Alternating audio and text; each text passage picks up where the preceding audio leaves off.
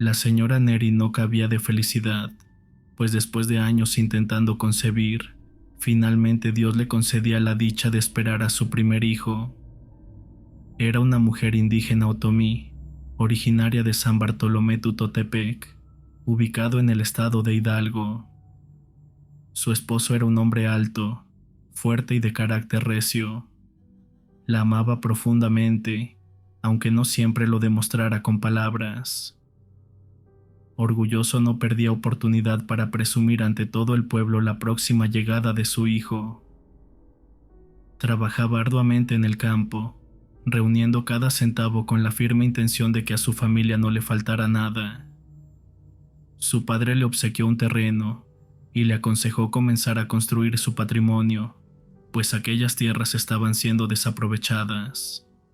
Sin embargo, ese terreno no se encontraba dentro del pueblo, sino en una comunidad vecina conocida como el Cerro Negro, una zona montañosa que imponía respeto y temor. La fama del lugar no era buena, pocas personas resistían el vivir allí, y realmente había muchas casas que estaban abandonadas. Los habitantes que permanecían en esa región eran reservados y desconfiados, poco dados a socializar con forasteros. Pasaron 3 meses, y don Juanito logró levantar una cabaña y mandó a traer a su esposa para pasar juntos los últimos meses del embarazo. Los días transcurrían con tranquilidad, y aunque ya tenía 7 meses de gestación, doña Neri seguía acudiendo al viejo molino que se ubicaba a 3 calles de su casa para moler el maíz con el que preparaba las tortillas diarias.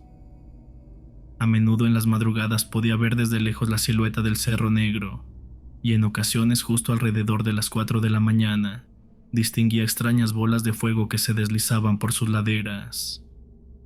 Aquello le resultaba completamente desconocido, pues en su pueblo natal jamás había presenciado algo similar, y mucho menos sabía a qué se debía ese fenómeno.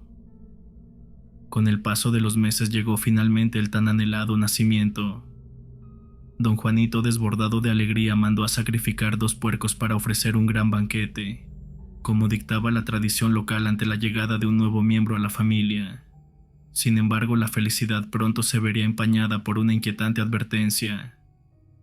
Un vecino se acercó a doña Neri para comentarle que justo mientras daba a luz, varias bolas de fuego habían sobrevolado muy cerca de su casa. Le recomendó tener precaución, insinuando que aquello podría representar un peligro.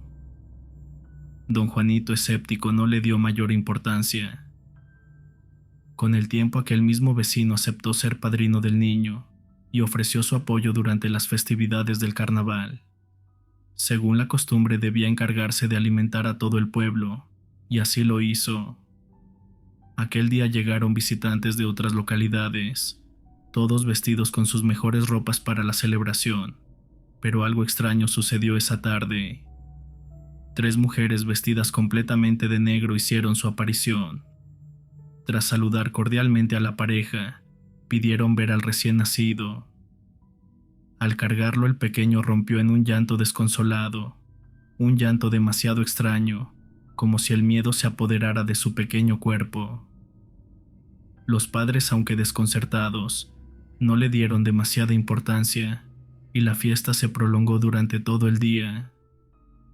Hubo música y baile, y lógicamente alcohol en abundancia. Incluso doña Neri bebió del famoso aguardiente de caña. Ya entrada la noche, y para no arriesgar al niño mientras se relajaba, lo acostó en su hamaca, como era costumbre en las casas del pueblo, y lo acompañó hasta que se quedó profundamente dormido. La señora Neri se retiró un momento para seguir festejando, sin imaginar la tragedia que estaba por desatarse. Cuentan que alrededor de las 11 de la noche comenzaron a escucharse fuertes aleteos, como si varios guajolotes se estuvieran peleando violentamente, y en efecto, eso era lo que ocurría. Doña Neri, apenas capaz de mantenerse en pie por el alcohol, se dirigió tambaleante hacia la habitación donde dormía su hijo.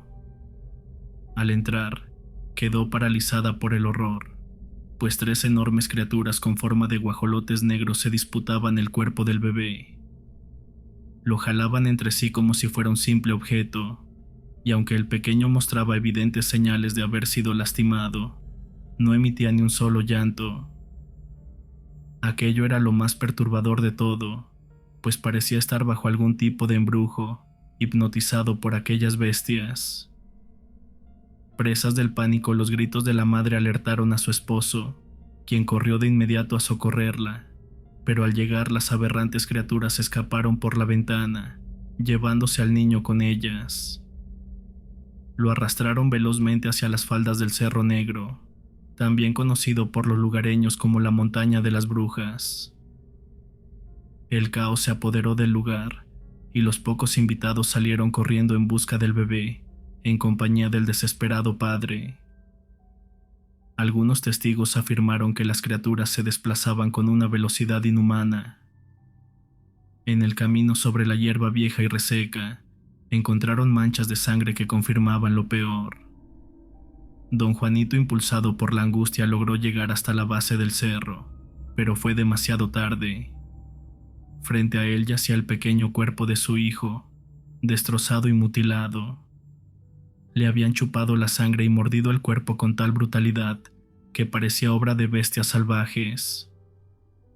El padre, abrumado por el dolor, resbaló por una de las pendientes del cerro y murió al estrellarse contra las rocas. Han pasado más de 65 años desde aquella noche, pero para doña Neri, el recuerdo sigue tan vivo como si hubiese ocurrido ayer. Hoy, con 85 años, continúa relatando el suceso que marcó su existencia. Cada año de vida le recuerda el sufrimiento y la pérdida de sus dos grandes amores. Aquella noche maldita le arrebató a su familia por culpa de unas brujas infernales.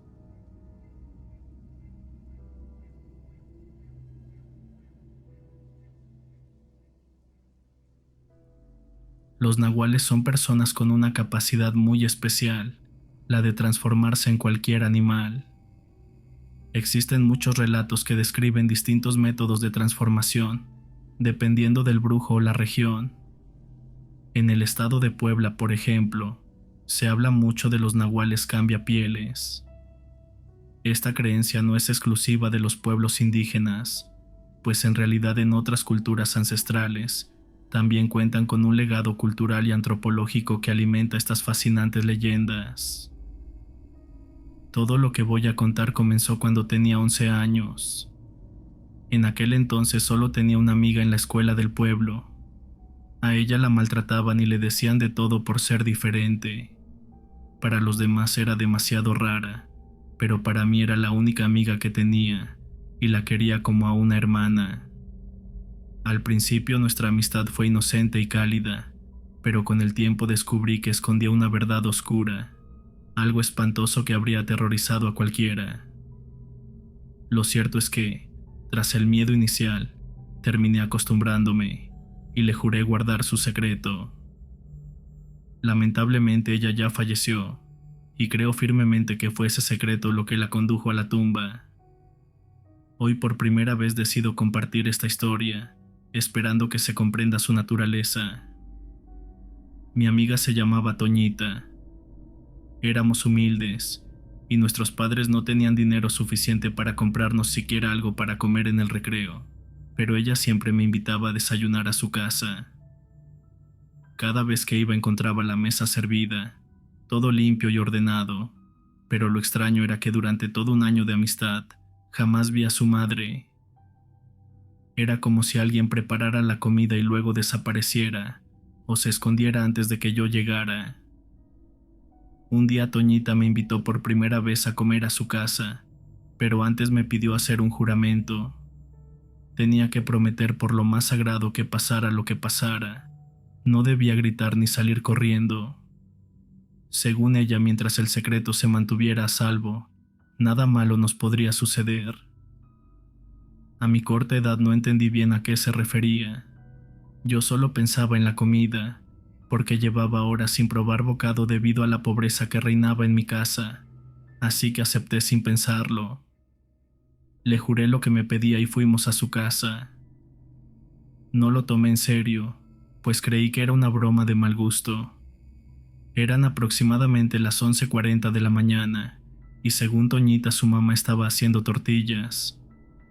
Todo parecía tan tranquilo y normal como siempre, salvo por un detalle inquietante, pues la madre nunca daba la cara ni volteaba a vernos. Solo se escuchaba su voz gritando instrucciones desde la cocina. En un momento la mujer alzó la voz y dijo que nos apuráramos a comer y que Toñita no volviera a invitarme, pues no era lo más conveniente para mí. Terminamos de comer en silencio y al salir de la casa ya eran casi las 2 de la tarde. En ese momento se escuchó un bramar aterrador que retumbó en toda la vivienda. Aquel sonido era como el de un toro furioso, retumbante y gutural, un rugido que helaba la sangre. Me quedé paralizada pensando en que algo terrible estaba ocurriendo dentro, pues tal vez un animal salvaje estaba atacando a la madre de mi amiga. Le rogué a Toñita que fuéramos para ayudarla, pero ella estaba visiblemente nerviosa, con el rostro pálido y gotas de sudor en la frente. Con voz temblorosa me dijo que el ruido provenía de su madre. Aquello me pareció una burla, pues ¿cómo podía ser posible que ese bramido fuera de una mujer? Le pregunté si hablaba en serio, si no era solo otra de sus bromas, pero Toñita me miró con seriedad y me respondió que si no le creía, entonces entrara para comprobarlo por mí misma. Al asomarme por la ventana lo que vi me congeló la sangre, pues se trataba de un toro negro de los que llaman sementales. Mugía con fuerza y se revolcaba en el suelo de la casa, como si algo lo atormentara. Aquel animal parecía completamente fuera de control, y a mi lado Toñita afirmó que esa bestia era su madre. Solo me pidió esperar 15 minutos, pues según ella después de ese tiempo volvería a su estado humano, y así pasó. A las 2:15 aquel toro se desplomó una vez más, y poco a poco comenzó a transformarse. Donde antes había un animal salvaje, ahora emergía la figura de una mujer, la figura de la madre de Toñita. No podía creerlo, pues la madre de mi amiga era un verdadero nahual. Estaba paralizada por el terror, ya que siempre creí que esas historias eran solo leyendas, cuentos para asustar a los niños, pero ahí estaba la prueba viviente. Aquella fue la primera y última vez que presencié algo así. Le pregunté a Toñita si no le daba miedo convivir con eso, pero me dijo que ya se había acostumbrado y aseguraba que su madre no le hacía daño a nadie. Me contó que aquella transformación no era un don, sino una maldición impuesta por un brujo de la Sierra de Puebla. La mujer en su juventud había sido la más hermosa del pueblo, y aquel brujo que fue rechazado por ella juró que jamás sería feliz con nadie más. Finalmente cumplió su amenaza, condenándola a una existencia de oscuridad. Después de escuchar su relato le prometí guardar el secreto para siempre. Toñita vivía con miedo de que les hicieran daño si alguien descubría la verdad. Ella sabía que su madre no había escogido ese destino, y menos merecía cargar con esa cruz. Desde aquel día han pasado 40 años, y justo por estas fechas se cumplen 3 décadas desde que los campesinos del pueblo asesinaron a esa familia, acusándolos de robar animales de las granjas, pero realmente lo hacían para sobrevivir. Ellas no eran malas, solo estaban marcadas por la maldad de un hombre que, incapaz de aceptar la decisión de la mujer, simplemente le destruyó la vida. Dicen que Toñita sufrió una larga agonía aquella tarde y que no tuvieron piedad con ella. Cuando me enteré de su muerte regresé al humilde pueblo donde habíamos crecido y lloré como nunca antes. Lloré por haber perdido a mi única hermanita de la infancia, a mi inocente Toñita.